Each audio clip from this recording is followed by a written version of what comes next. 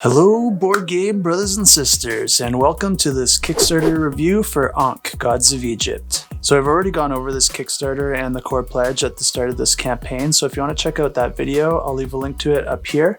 In this video, I'll be going over the new pledge, the new expansions, and the Kickstarter exclusives that are released so far. You'll definitely want to check out this video because I might even be able to save you a bit of cash. If you want to have a little fun while I'm talking, make sure to click the eye up here in the corner because I'll put a few polls in there just for fun, and you can check out what other people have to say. So CMON just announced the new Eternal Pledge that contains the core game and all the expansions and add-ons in the campaign so far. Just keep in mind it does not include the art book or the playmat. This pledge goes for $220 US, which saves you about $35 if you're planning to go all in anyway. The first expansion I'm going to go over is the Pantheon expansion that goes for $50 US, and it contains 5 new gods and their components. The first god we have is Horus, the god of the sky, and his special ability is that at the start of any battle, the player controlling this god can exclude a specific card from that battle, which allows you to eliminate certain possibilities that you don't want to face. And then we have Hathor, the goddess of love, and she may sacrifice any additional followers during a sacrifice action to summon an additional figure to the board.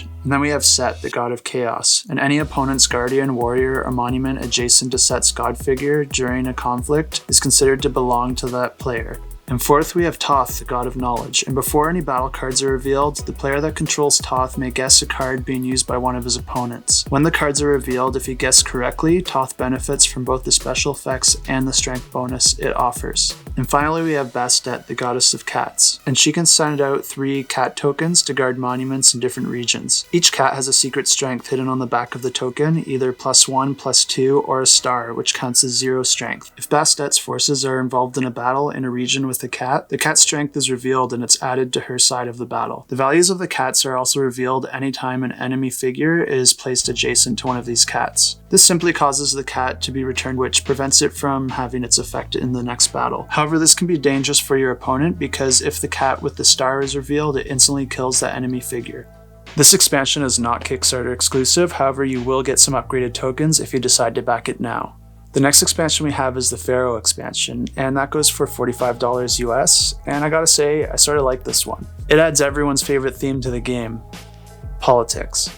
So this expansion actually comes with quite a lot. It comes with a new palace board, a golden pharaoh figure, a bunch of priests for each god, 5 new monument tokens, which are the Sphinx, and a new scenario booklet to include all these new components. So the way that this expansion works is whenever you perform a summon, you can summon a priest to a room in the palace. When you do a move action, you can also move a priest to an adjacent room. At the end of each control monument event, a majority is checked in each room in a specific order. If a god has a majority in a room, all of their priests are returned to them and they get to perform the special action for that room. If you have a majority in the war room, you can move the pharaoh figure on the board up to 3 spaces. So the pharaoh figure's position on the board can be strategic as it grants different bonuses for different conflicts in his region and also grants bonuses to players that interact with him. So moving him around can put you in a better position. If you have the majority in the Chamber of Law room, you get to take a face-up political card on the last slot on the palace dashboard. And these will grant you different abilities, and it also grants you 1 follower token immediately. If you have a majority in the High Office of Decrees room, as long as you have any figures in at least 3 different regions, you gain 1 devotion, which is your victory points. And finally, we have the Court of Civil Affairs room, and if you have the majority in that room, you can actually take any face-up political cards on the palace dashboard. So the new Sphinx monuments are put on the board based on the scenarios in the new scenario booklet, and these are not owned by any individual players, but instead players must fight over them to get their benefits. The benefits can change from scenario to scenario. This expansion is also not a Kickstarter exclusive, but it does come with some Kickstarter exclusive upgraded components like the upgraded Sphinx token that looks really cool, and it also comes with thicker cardboard for the palace. So the last big expansion we have for this is the Guardian set, which goes for $35 US, and this comes with 5 different Guardians. These are not Kickstarter exclusive. These Guardians will add a lot of variability to your games, but just keep in mind that you're only going to be able to play with 3 per game, and there's quite a lot already with the stretch goals, so don't feel too bad if you set this one out. The first Guardian in the set is Mafdet, the deity of justice, and when you play a flood card on Mafdet's region, you gain 2 additional followers on top of any followers gained by each figure in a fertile space. And then we have 𝗚𝗵𝗲𝗍, the guardian of destruction. And after 𝗚𝗵𝗲𝗍 completes his movements, he can push adjacent warriors 1 space away, which comes in handy for pushing opponents out of strategic locations. And then we have the demon of destruction, Pazuzu. And his special strength is that he can creep at all your friends with his weird Pazuzu. That doesn't seem right.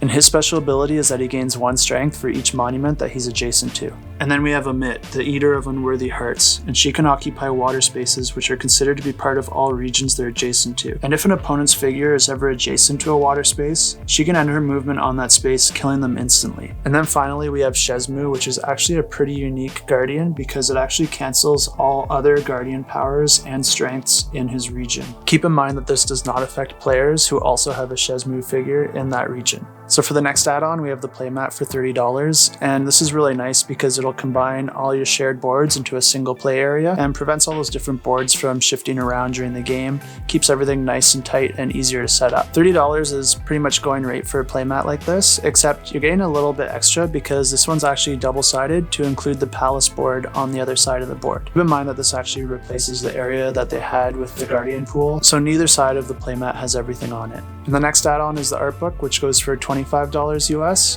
I don't normally buy these because I won't look at them, but I'm sure it'll have a lot of really cool concept art and tell a little bit of story of how this game was created. And if you're interested in that, it's there and you can grab it. And the final add-on at this point is the Divine Offering set, which was literally announced about an hour before filming this. And it includes engraved Ankh tokens for all the gods, 12 recessed god dashboards, and 12 upgraded joined god dashboards, which are now cardboard. This expansion comes with enough components to cover all the gods, including the ones in the expansion. So it's pretty nice to get this one if you really like upgraded components, even though it doesn't really add anything new. So that's everything for the add-ons right now, and if you found this video helpful so far, make sure to give it a like and subscribe to the channel because I just do this for fun. I'm not paid or anything, so I appreciate the support. So I'm now going to go over all the stretch goals and let you know how each one affects the game. There's been quite a lot of new guardians added in the stretch goals, some upgraded components, and a couple new gods. So let's take a look. So almost all the components are upgraded through the stretch goals, and this comes in the form of new plastic tokens that will replace your cardboard ones, and this includes all the tokens for the different gods' powers as well. It also comes with some upgraded dashboards, but the really cool components are the upgraded follower tokens because those will be used a lot. The 3D action trackers are really awesome and they'll look even better painted, and the monument upgrades are really going to upgrade your table presence. And the last component's really just a nice to have component that only comes into play for games where there's a merged god, and it's just a little plinth for the merged god to sit on so that it's recognizable amongst the other gods. So at the point of filming this, there's been 12 new guardians added through the stretch goals, which is pretty nice value considering the guardian set goes for $35 and only comes with 5 guardians. And the first guardian we have is 𝗏, the dwarf god, protector of households, and his ability is that you can build pyramids in his region for free. Next we have 𝗏𝗚, the primordial deity, who has absolute power over life and rebirth, and any of your figures adjacent to this figure cannot be killed under any circumstance. Next we have 𝗏𝗵𝗲𝗃, a deity and devourer of unworthy souls. Besides acting like a normal guardian, his figure also counts as an obelisk under your permanent control. Then we have the Pharaoh mummy, who is a previous ruler of Egypt, and if it ever dies in battle, you can take back your battle card that you played in that battle. Then there's 𝗏𝗚𝗃, the proud goddess and protector of the gods. She gains extra devotion when you win with her, and also she counts as 2 strength when fighting alone. 𝗏𝗏𝗃 is a goddess and protector of the righteous. When moving your figures, you can move her literally to any available space anywhere on the board. Then we have 𝗂𝗄𝗆, the scarab god. So whenever you use the gain followers action, you can actually move her adjacent to any monument on the board in order to gain an extra follower. This can also come in handy just to move her to a better position in general. 𝗏𝗏𝗃, the god of mystery, can be a little bit more difficult to use, but he gains the winner of a battle followers instead of devotion. This can either gain you more followers if you need them more than devotion, or it can deprive your opponents from gaining devotion when they really need it most. Next we have 𝗚𝗏𝗏, the hair goddess, and she can be summoned to any adjacent figure. And then we have a griffin, the ruler of beasts, and he becomes stronger for each temple that you have. And then there's 𝗏𝗃, the god of magic, and when moving 𝗏𝗃, a god may choose to instead sacrifice him, immediately gaining 2 followers. And then we have the guardian, who is literally just announced while filming this, and her name is 𝗚𝗁𝗃, and she is the scorpion goddess. Her power actually looks really cool because when you win a battle with her, you can actually move her to any region where there is a battle yet to be resolved. This means that she's able to participate in different battles in a single conflict as long as you keep winning. And the last of the stretch goals as of now include 2 new gods. The first one is 𝗏𝗏𝗏, and he is the creator. Whenever an opponent god builds or controls a monument, they must lose an extra follower as tribute to you. You also start with 2 special follower tokens, and whenever you're offered a tribute, you can gain one of these follower tokens and place it in your pool. These tokens count as 2 followers, and when you use them, they get recycled back into the pool so you can use them again in the future. And then the second god is 𝗏𝗏𝗃, Lord of the Nile, and 𝗏𝗏𝗃 may occupy any water space as if it was a normal space. And since those count as belonging to all adjacent regions, 𝗏𝗏𝗃 can exert his influence over several battles over the course of a single conflict. He also has 3 water tokens that he can place throughout the game to permanently change the way the map is set up.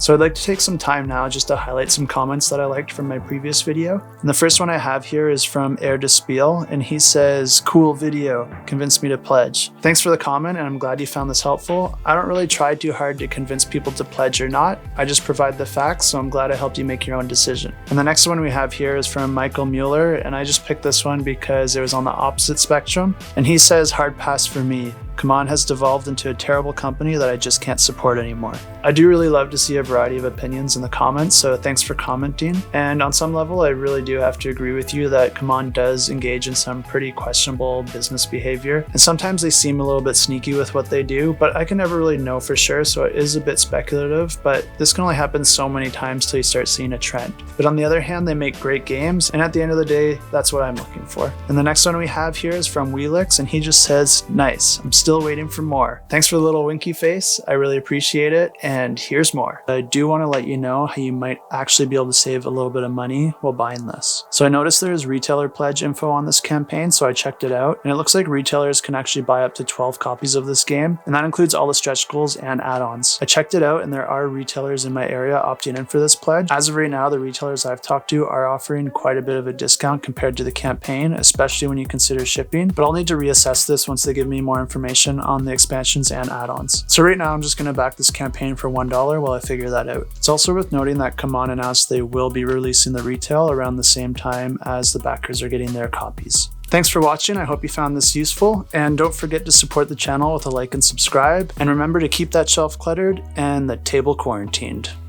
For now.